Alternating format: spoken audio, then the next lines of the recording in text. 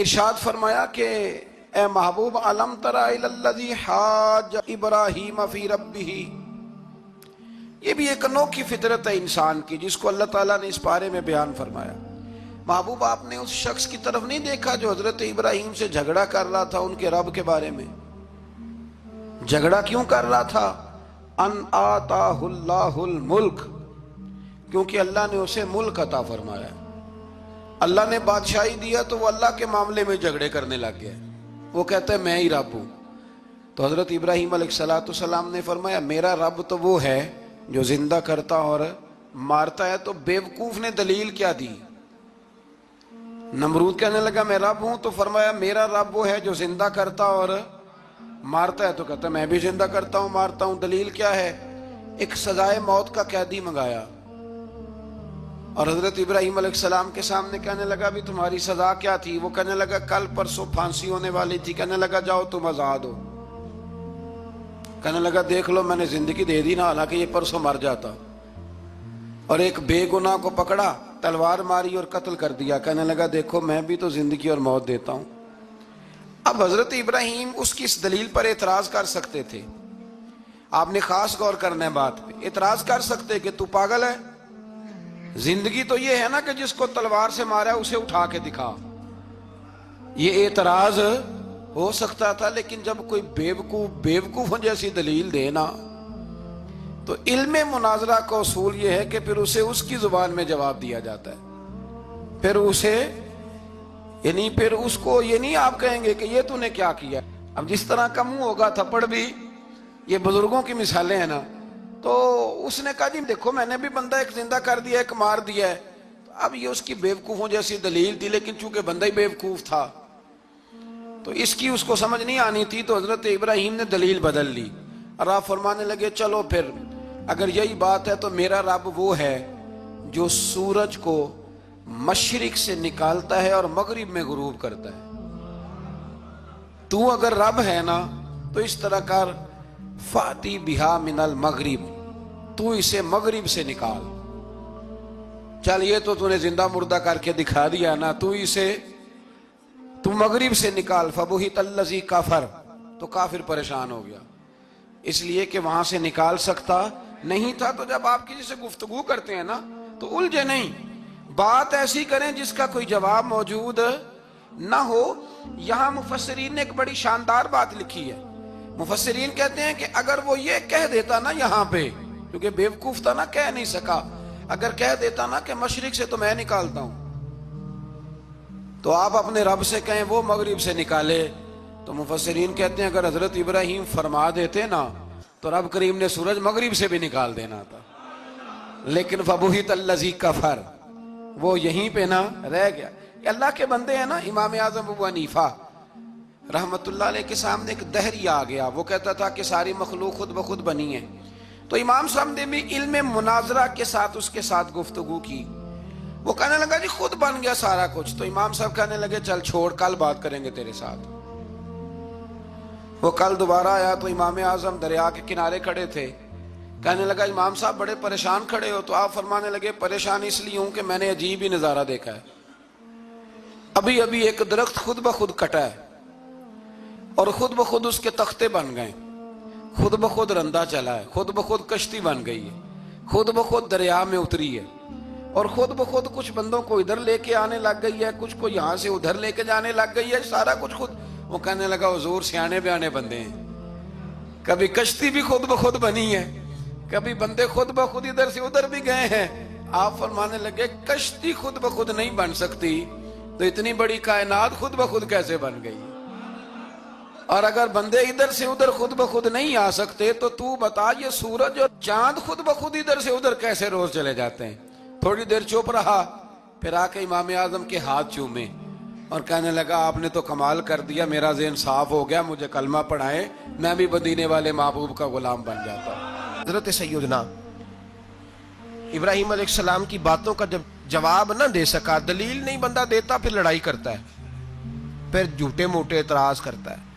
دلیل ختم ہوتی ہے تو لوگ ذاتیات پہ اترتے ہیں، کہتے ہیں یہ کھانستا صحیح نہیں، دیکھتا صحیح نہیں، دلیل ختم، اب ذاتیات پہ اترے، کہنے لگے مجھے پتہ چلا ہے کہ یہ فلانی جگہ گیا تھا تو وہاں جا کے اس نے اس طرح کیا ہے.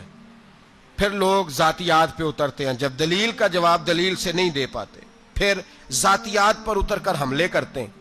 حضرت ابراہیم کے دلائل کا جواب نمرود نہ دے سکا تو کہنے لگا کہ اس کو آگ میں ڈال دو. قوم گئی ہوئی تھی ساری, آپ نے بات سنی ہوئی ہے, میں نے صرف اشارہ دینا ہے, میلے پہ. تو حضرت سیدنا ابراہیم علیہ السلام نے سارے بت توڑ دیے, کلاڑا بڑے بت کی گردن پہ رکھا. واپس آئے, کہنے لگے بت کس نے توڑے ہیں؟ تو فرمایا اس سے پوچھ لو جس کی گردن پہ کلاڑا ہے. کہنے لگے یہ تو بول ہی نہیں سکتا. تو فرمانے لگے بڑے بیوقوف ہو, جو بولتا ہی نہیں, سنتا ہی نہیں, اپنا آپ نہیں بچا سکتا, اس کی پوجا کرتے ہو. کہنے لگے پکڑو, دلیلیں ختم ہو گئی, اس کو آگ میں ڈالو. بہت بڑی حویلی 45 فٹ مربع پہ مشتمل ایک حویلی بنائی گئی اور 45 فٹ اونچی. مختلف روایات, علامہ اسماعیل حقی کہتے ہیں کہ 3 مہینے تک نمرود نے کہا کہ اس کے اندر لکڑیاں ڈالو. لوگ پوچھنے لگے کتنی دنیا جلانی ہے؟ کہنے لگا بندہ تو ایک جلانا ہے, پر بندہ بڑا تگڑا ہے, ایک بندہ. 3 مہینے لکڑیاں ڈالی گئیں. حضرت سیدنا ابراہیم علیہ السلام کو جلایا جانے لگا ہے تو اب اتنی بڑی آگ ہے تو ڈالیں کیسے؟ شیطان نے تجویز دی کہ منجنیق بناؤ. منجنیق, بڑے بڑے بانس باندھ کے ان کے نیچے رسا باندھو. وہ جس طرح جھولنے کے لیے جھولا بنایا جاتا ہے, اس طرح ایک منجنیق پرانے زمانے میں اس میں پتھر رکھ کے پھینکے جاتے تھے دشمنوں پہ.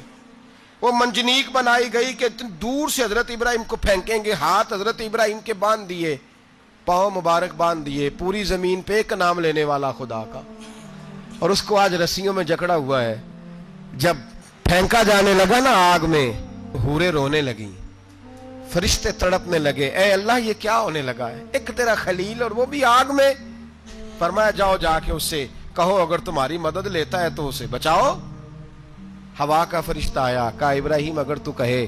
او بھائی ان چیزوں کو کہانی سمجھ کے نہ سنا کریں, یہ داستان نہیں, یہ وہ طریقے ہیں جو ہمارے رسول نے ہمیں اپنانے کا حکم ارشاد فرمایا ہے. جو عقیدے, یہ وہ نظریات ہیں جو ہمیں اوڑھنے کو کہا گیا. اپنے رب کریم کی رضا پہ راضی رہنے کے یہ وہ خوبصورت مواقع ہیں صوفیاء نے جن کو بنا کر سمجھا کر ہم تک پہنچایا ہے. یہ ہے اہل طریقت کی باتیں. وہ کہتے ہیں یار جس حال میں رکھے راضی رہنا ہے. حضرت ابراہیم علیہ السلام کو پھینکا جا رہا ہے, فرشتہ آیا, اے اللہ کے خلیل اگر حکم دو تو اتنی ہوا چلاؤں کہ نمرودی جل جائیں سارے, آگ ان پہ پھینک دی جائے. آپ نے فرمایا تو جا, تجھ سے مجھے کوئی کام نہیں. تھوڑی دیر کے بعد پانی کا فرشتہ آیا, کہا حضور اتنی بارش برساؤں گا کہ آگ بجھ جائے گی. فرمایا تو جا, تجھ سے کوئی کام نہیں. اب جب منجنیق میں رکھ دیے گئے, آگ میں جانے کا لمحہ ہے, تیاری ہے, حضرت جبریل امین حاضر خدمت ہوئے. کہا ابراہیم کوئی حاجت؟ فرمایا تجھ سے کوئی نہیں. کہا چلو مجھ سے نہیں تو رب کریم سے ہی بات کر لو, مجھے پتا ہے میں چھوٹا ہوں, آپ مجھ سے مدد کیوں لوگے, رب کریم سے ہی بات کر لیں. تو حضرت ابراہیم کہنے لگے جبریل یہ بتا, رب کو نہیں پتا اس کا خلیل کس حال میں ہے؟ اسے نہیں پتا میں کس حال میں ہوں, میرے ہاتھ بندے ہیں, پیر بندے ہیں آگ میں, اسے نہیں پتا. بتایا تو اسے جاتا ہے جس سے خبر نہ ہو. تو اگر اسے پتا ہے تو اگر وہ جلانے پہ راضی ہے تو میں بھی جلنے کو تیار ہوں, میں تیار ہوں, میں تیار ہوں. اسے کہو ٹھیک ہے. حضرت سیدنا ابراہیم علیہ السلام کو منجنیق میں ڈال کے جو پھینکا آگ میں, یا نارکونی بردم و سلامن علی ابراہیم, اللہ نے فرمایا اے آگ میرے ابراہیم پہ ٹھنڈی بھی ہو جا اور سلامتی والی بھی ہو جا.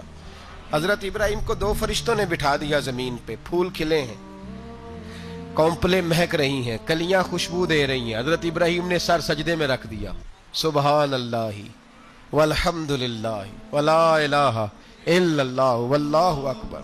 حضرت ابراہیم اللہ کی تسبیح پڑھنے لگے, رب کریم کا شکر بجا لانے لگے. اپنی محبوب چیز راہ خدا میں دینی پڑے گی. کیا ہے یہ قربانی؟ نبی پاک صلی اللہ تعالی علیہ وآلہ وسلم نے ارشاد فرمایا کہ فربا اور خوبصورت جانور راہ خدا میں ذبح کرو, یہ قیامت کے دن اپنے سینگوں اور کھروں کے سمیت آئے گا. حضور نے فرمایا یہ پل صراط پر یہ جانور تمہاری سواریاں بنیں گے. پیارے خوبصورت جانور راہ خدا میں ذبح کرو. کچھ چیزیں ایسی ہوتی ہیں جن کو ہمارے ہاں بطور رسم لے لیا جاتا ہے کہ ہم نے یہ کام کرنا ہی کرنا ہے. ہماری جو بجٹ ہے سالانہ، اس میں کچھ چیزیں شامل ہوتی ہیں. اس میں ہمارے کچن کے اخراجات شامل ہوتے ہیں، ہمارے خاندان کا لباس شامل ہوتا ہے، کہیں آنے جانے کے سفری اخراجات شامل ہوتے ہیں. اس کے اندر خدا نہ خواستہ خاندان کے اندر کسی کا انتقال ہو گیا یا کسی کا بیاہ ہو گیا تو وہ ہمارے سالانہ اخراجات کے اندر وہ چیز شامل ہوتی. تو انہی خرچوں کے اندر بعض لوگوں نے معاذ اللہ قربانی کو بھی شامل کر لیا ہے. وہ جب حساب لگاتے ہیں تو رمضان کے وقت ہی کہنے لگ جاتے ہیں کہ 2 مہینے کے بعد پھر قربانی کا بھی ایک خرچ ہے، وہ بھی پورا کرنا ہے. تو میرے بھائی، آپ کی جو باقی رسومات ہیں، قربانی اس طرح سے ایک رسم نہیں ہے. یہ آپ کے روزمرہ کے خرچوں میں سے خرچہ نہیں ہے. تھوڑی دیر کے لیے غور کر کے دیکھیے گا.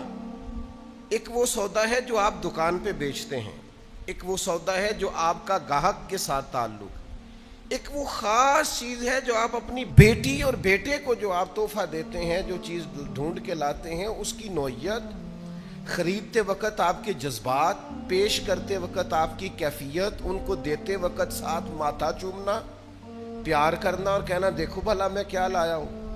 آپ کا انداز وہ بتاتا ہے کہ یہ تحفہ کسی پیارے کو پیش کیا جا رہا ہے. جس طرح آپ سے کچھ چیز خریدنے آتا ہے اور آپ اپنی دکان پر بیٹھ کر بیچ کر اسے دیتے ہیں، اسی طرح سے آپ اپنے بچوں کو نہیں دیتے. وہ آپ کی اپنی دکان کا بھی ہو تو جب آپ ان کو دیتے ہیں تو آپ کے جذبات اور ہوتے ہیں، بلا مثال و بلا تشبیہ. باقی سارے خرچے اور ہیں. راہ خدا میں قربانی کا جانور پیش کرنا یہ کچھ اور ہے. اس کو اللہ کی بارگاہ میں پیش کرنا، اس کا رنگ اور ہے. یہ سنت ہے جناب ابراہیم کی، یہ طریقہ ہے مدینے والے محبوب کا. 10 سال حضور مدینے میں رہے، ہر سال میرے نبی نے قربانی کی. یہ ایک خاص جذبہ ہے. اس کے لیے آپ کا شوق اور ہونا چاہیے، اس کے لیے انداز اور ہونا چاہیے. یہ دیتے وقت طبیعت میں کیفیت اور ہونی چاہیے. اس کو آپ روٹین کے معاملات میں نہیں لے سکتے. اس کے لیے آپ کی طبیعت کے اندر ایک خاص قسم کی خوش دلی پیدا ہونی چاہیے. تو میرے عزیز، پیاری اور محبوب چیز. لیکن یاد رکھیے گا، کسی چیز کی بھی کوئی سمت ہوتی ہے نا. آپ نے وضو کرنا ہے تو پانی چہرے پہ بہانا ہے، آپ کو غسل کرنا ہے تو پانی جسم پہ بہانا ہے، آپ کو حج عمرہ کرنا ہے تو سفر کرنا ہے بیت اللہ شریف کا، نبی کریم علیہ السلام کے روضہ نور کا. کوئی بھی نیکی کرنی ہے تو اس کی سمت ہوتی ہے. یہ جو اللہ کی راہ میں خرچ کرنا ہے، اس کی سمت ہے. وہ سمت کیا ہے؟ خرچ کرنا ہے اللہ کی راہ میں، پر کرنا بندوں پہ ہے. نماز پڑھنی ہے تو سمت کدھر ہے؟ نیکی کی سمت ہے نا، کہ یہ انداز ہے نیکی کا. آپ نے اللہ کی راہ میں خرچ کرنا ہے تو بھلا کیا معنی ہے اس کا؟ خرچ اللہ کی راہ میں کرنا ہے، پر کرنا کس پہ ہے؟ بندوں پہ. جو لوگ حرم شریف جاتے ہیں نا، کعبہ کا طواف کرتے ہیں، انہیں وہ رستہ بھی پیارا لگتا ہے، انہیں وہ گلیاں پیاری لگتی ہیں، کیونکہ وہ سبب بنی ہیں. وہ ایک تعین تھا کہ اس طرف سے ہو کے ہمیں رستہ ملا، تعین ملا اور ہم نے بیت اللہ شریف کا طواف کیا. وہ رستے پیارے لگتے ہیں. آپ مسجد کی طرف چل کے جاتے ہیں، مسجد پیاری لگتی ہے. کیوں کہ یہاں آ کے جماعت سے نماز پڑھتے ہیں، 1 پر 27 کا ثواب ملتا ہے. تو آپ نے رضا اللہ کی حاصل کرنی ہے. خرچ غریب پہ کرنا ہے. وہ غریب پہ خرچ کر کے رضا اللہ کی ملے گی تو اس کا مطلب یہ ہوا کہ جس رستے پہ چل کے رب ملے نا، وہ رستہ پیارا لگتا ہے. تو لہذا جن غریبوں کو دینا ہے، پھر وہ غریب بھی پیارے لگنے چاہیے. وہ پیارے لگنے چاہیے کہ یار یہ دیکھو نا، ان کی وجہ سے مجھے اللہ کی رضا مل رہی ہے. اور اس لہجے کی حدیث دوسری شاید کتب حدیث میں موجود نہ ہو، اس طرز کی، اس لہجے کی، اس انداز کی روایت. یہ صحیح مسلم میں حدیث موجود ہے. نبی پاک علیہ السلام نے فرمایا، رب قیامت والے دن فرمائے گا، میں بھوکا تھا تو نے مجھے کھانا ہی نہیں کھلایا. اوئے ہوئے, میں نے کہا اس مزاج کی دوسری روایت ہی نہیں ملے گی. میں پیاسا تھا تو نے پانی نہیں پلایا, مجھے کپڑوں کی حاجت تھی تو لباس لے کے نہیں آیا. بندہ عرض کرے گا مالک تو کھانے سے پاک, تو پینے سے, جسم جسمانیت سے, تو لباس سے پاک, تو کھانا پینا لباس پہننا تیری حاجت ہی نہیں, تو ان حاجتوں سے بے نیاز ہے. تو رب فرمائے گا وہ جو تیرے پڑوس میں بندہ بھوکا تھا تو بندہ تو میرا ہی تھا نا. وہ جو تیرے پڑوس میں بندہ پیاسا تھا تو بندہ تو میرا تھا. وہ جس کو حاجت لباس تھی تو بندہ تو پھر اقبال بول پڑے, کہنے لگے خدا کے بندے تو ہیں ہزاروں, یہ بنوں میں پھرتے ہیں مارے مارے, میں اس کا بندہ بنوں گا جس کو خدا کے بندوں سے پیار ہوگا. خدا کے بندے تو اور بنوں میں پھرتے ہیں مارے مارے, میں اس کا بندہ بنوں گا جس کو خدا کے بندوں سے پیار ہو. تو غرباء پہ خرچ کرنا ہے, مساکین پہ خرچ کرنا ہے, حصول اللہ کی رضا کا ہوگا. لیکن آپ کو انفاق فی سبیل اللہ کرنے کے لیے, اس تقوی کو پانے کے لیے جس رستے کی ضرورت ہے وہ رستہ غریبوں کی محبت کا رستہ ہے, مساکین کی محبت کا رستہ ہے. اور پھر جب خرچ کرنا جو ہے, ایک کام کرنا جو ہے, تو میں نے کئی دفعہ آپ سے عرض کیا ہے, تنگ آ کے بھی کام ہو ہی جاتا ہے اور خوش ہو کے بھی کام. تنگ آ کے بندہ کرے تو تھک جلدی جاتا ہے, خوش ہو کے کرے تو تھکاوٹ سکون میں کر لیتا ہے. کام وہی ہے, آپ اس کا مزہ لے کے کریں, آپ اس کا سرور لے کے کریں, آپ اس کا ذائقہ لیں. آپ کا کام آپ کا شوق بن جائے, آپ کا کام آپ کی لگن بن جائے, وہ تھکائے گا نہیں, وہ لطف دے گا. اس کے اندر آپ کو محسوس ہوگا کہ خوبصورتی پیدا ہو گئی ہے, لذت آنے لگ گئی ہے. قربانی کرنی تو ہے. میرا خیال ہے جس سے خریدنے جائیں اس سے بھی نہ ہی لڑیں تو بہتر ہے.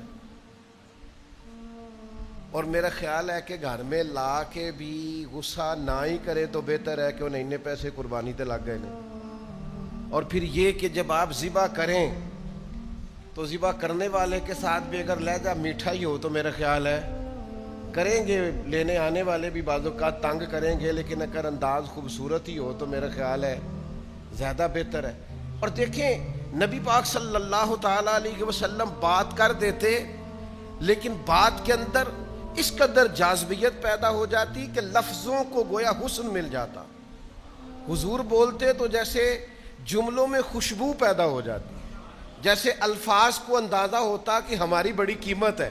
المعجم الکبیر میں امام طبرانی نے سرکار کا فرمان لکھا ہے, کریم محبوب علیہ الصلوۃ والسلام ارشاد فرمانے لگے, خوش دلی سے قربانی کرنا, جو خوش دلی سے قربانی کرے گا اس کی قربانی اس کے اور جہنم کے درمیان حجاب بن جائے گی, پردہ بن جائے گی, روک بن جائے گی. خوش دلی والی قربانی بندے کو دوزخ میں جانے نہیں دے گی.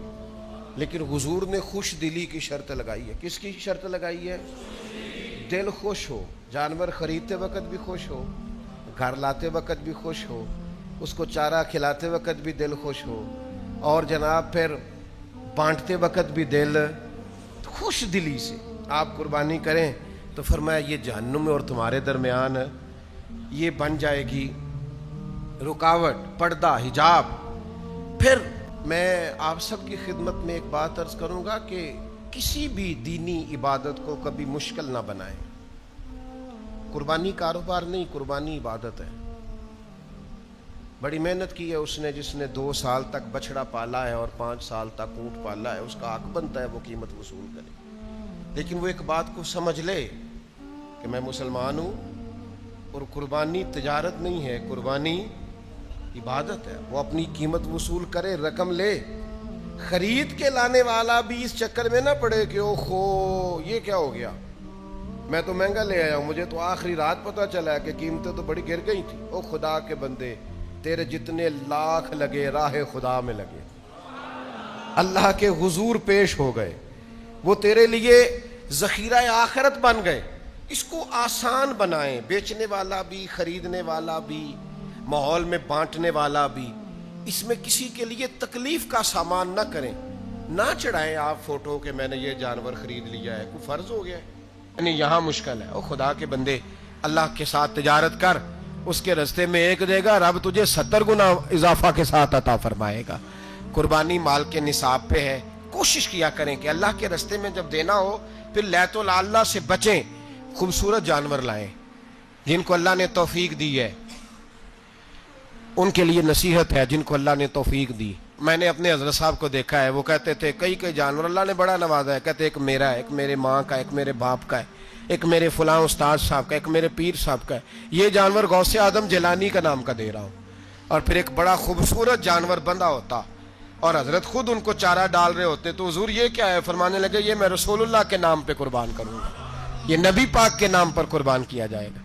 جن کو اللہ نے حیثیت دی ہے وہ کوشش کریں اپنے محبوب کی طرف سے بھی قربانی کریں، نبی پاک کے نام کی قربانی دے، خوبصورت سا جانور پیارا، پھر اس کی خدمت ہو، پھر اس کی قربانی دی جائے اور نبی پاک کے نام پر قربانی دی جائے۔ حضور نے خود وصیت فرمائی حضرت ابو بکر صدیق کو، قربانی بڑا حسین عمل ہے، اور میرے نبی پاک صلی اللہ علیہ وسلم نے ناراضگی بھی فرمائی، ذرا خوگر حمد سے تھوڑا سا گلا بھی سن لے۔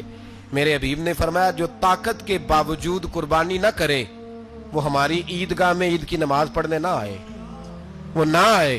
اور یا رسول اللہ جو کرے گا، فرمایا قربانی کے جانور کا خون کا قطرہ بعد میں زمین پہ گرے گا، اللہ اس کے سارے گناہ پہلے معاف فرما دے گا، اللہ اس کے سارے گناہوں کو بخشے گا۔ قربانی کریں، خوبصورت انداز میں کریں، اللہ کی رضا کے لیے۔ بزرگوں نے لکھا ہے 3 حصے کرو گوشت کے، ایک گھر میں رکھو، ایک رشتہ داروں میں بانٹو، پڑوسیوں میں بانٹو، اور تیسرا فقط غریبوں کو دو۔ لیکن میں اکثر یہ سوچتا ہوں کہ ہمارے ہاں قربانی کرتا ہی وہ ہے جن کے گھر میں ہر جمعرات کو چھوٹا گوشت پکتا ہے، اور جن کے گھر میں ہفتے میں 3 دفعہ مرغی کا گوشت پکتا ہے، وہی تو قربانی دینے کے قابل ہوتے ہیں۔ تو وہ بھی اگر قربانی کے بکرے میں سے بھی تیسرا رکھنا چاہیں تو اجازت تو ہے، میں نے کہا سارا رکھنے کی بھی اجازت ہے، لیکن اگر آپ مہربانی کریں، کوشش کریں کہ یار ہم تو سارا سال ہی کھاتے ہیں، اور ہمارے یہاں جو گوشت تقسیم ہوتا ہے نا وہ بھی باری لگی ہوئی ہے، ادھر سے پلیٹ آئی تھی گوشت کی تو ادھر سے بھر کے چلی گئی، بھئی اس نے کی ہے، اس کو بار بار گوشت دینے کا کیا مطلب ہے؟ آپ یہ دیکھیں عزیزوں میں، رشتہ داروں میں، اور میں اگر تھوڑا سا آپ کی توجہ کرانے میں کامیاب ہو جاؤں تو سفید پوش لوگوں کو دیکھیں، کچھ سفید پوش ہیں، سفید پوش جن کے اوپر قرضے ہیں، بیماریوں نے جکڑ لیا ہے، گھر میں بڑے بڑے سخت مریض آ گئے ہیں، سفید پوش پہلے دیا کرتے تھے۔ آپ ان سے پوچھتے ہیں صاحب قربانی، تو بات کو ٹالتے ہیں، وہ کہتے ہیں سوچ رہا ہوں کوئی حصہ ڈال جائے، پردہ پوشی کرتے ہیں، کہتے ہیں کہیں حصہ رکھا ہوا ہے، پردہ پوش۔ اکثر وہ لوگ قربانی نہیں دے پاتے، اکثر دیا کرتے تھے اب نہیں دے پا رہے، کیوں؟ اس لیے کہ مشکلات ایسی آ گئیں۔ ان لوگوں کا خیال کریں، ان کے گھروں تک گوشت پہنچا کے آئیں، ان پر توجہ کریں۔ وہ سفید پوش آدمی کبھی ذکر نہیں کرے گا۔ کچھ تو ایسے ہیں جو خود پہنچ جاتے ہیں کہ ہمیں گوشت دیا جائے، لیکن کچھ سفید پوش ہیں لا یسألون الناس الحافا، اللہ فرماتے ہیں کچھ لوگ لپٹ لپٹ کے سوال نہیں کرتے، سفید پوشی کا بھرم رکھتے ہیں، کا مزاج نہیں۔ ان کی طرف دیکھیں، اپنے رشتہ داروں کو دیکھیں، خاص کر ان رشتہ داروں کو دیکھیں جن کا آپ کو پتہ ہے کہ غریب ہیں، مجبور ہیں، ان کے گھروں میں گوشت بھیجیں۔ غریب بیٹیوں، غریب بہنوں کا خیال کریں، اس طرف متوجہ ہوں، ان کے ساتھ اس نے سلوک کریں، اس طرف آپ لوگ خیال کریں۔ اللہ ہمیں سمجھنے کی توفیق عطا فرمائے۔